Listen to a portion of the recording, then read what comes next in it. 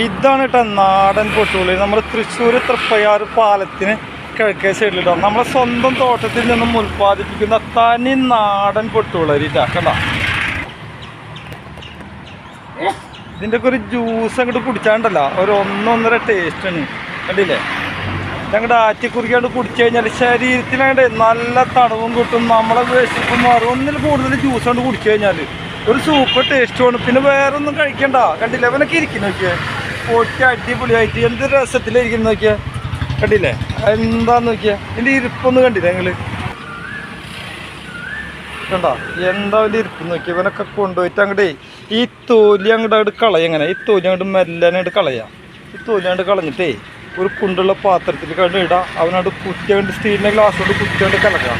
കലക്കിയിട്ട് അങ്ങോട്ട് സൂപ്പറാക്കി കഴിഞ്ഞിട്ടുണ്ട എന്ത് രസമായിരിക്കും എന്നറിയോ. കണ്ടോ കണ്ടോ?